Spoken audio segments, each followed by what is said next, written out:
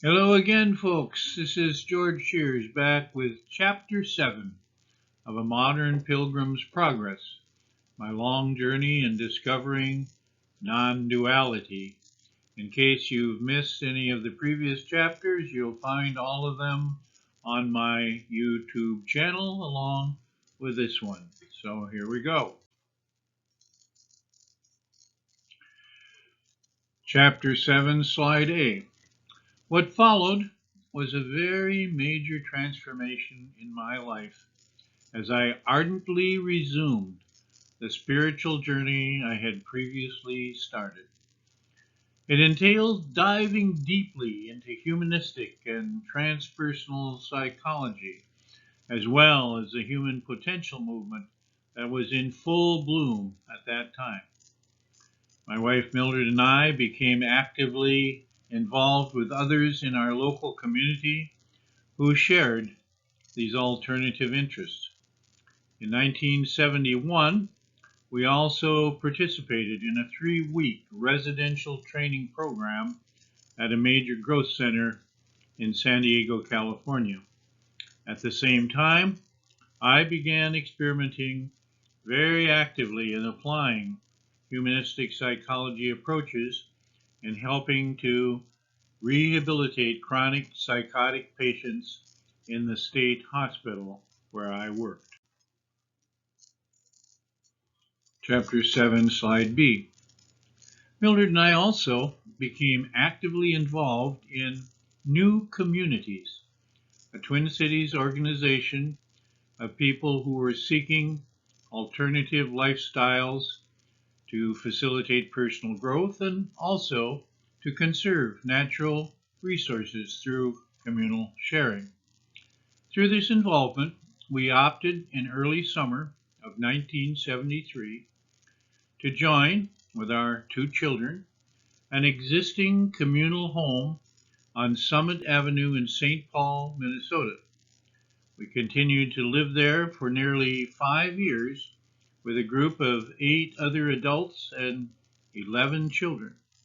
This proved to be both a very rich and challenging growth experience. It ended mainly through the difficulty in replacing members who, for varied reasons, needed to leave the communal family. Another major watershed for me in 1973 consisted in reading Aldous Huxley's seminal book, The Perennial Philosophy. Much like a powerful rocket, this book launched me on an ardent exploration of all the major world's wisdom traditions in search of their common denominator.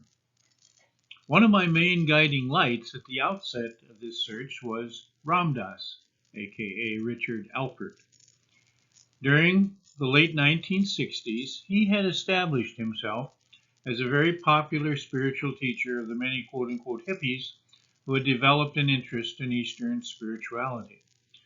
I resonated strongly to his eloquent and very humorous style, and in imparting a folksy version of the ancient wisdom that he had internalized during his visits to India, I acquired a vast library of his cassette tapes that richly introduced me to this wisdom tradition.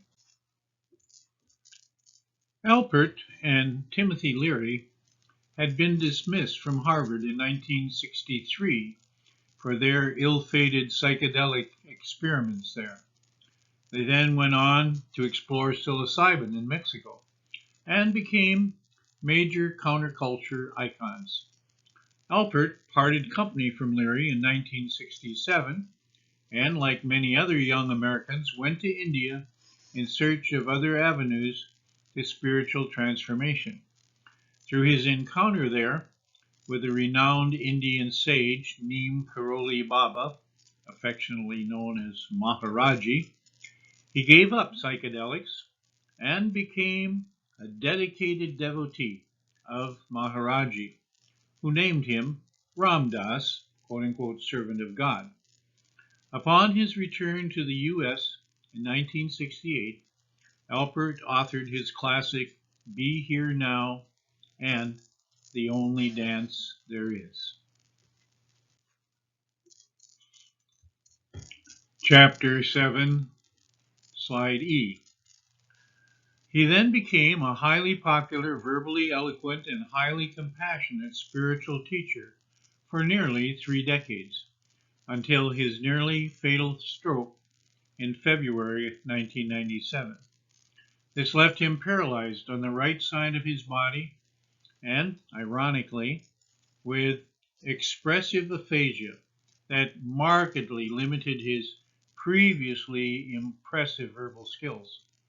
Moving to Maui in 2004, he continued his long teaching legacy there until passing in 2019. Especially during the 70s and 80s, he became a key source of spiritual guidance for me. I attended many of his local presentations, and as I said, also accumulated a large library of his recorded talks.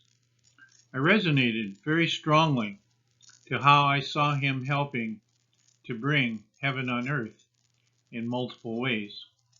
He very consistently lived up to his name of Ram Dass, God's servant.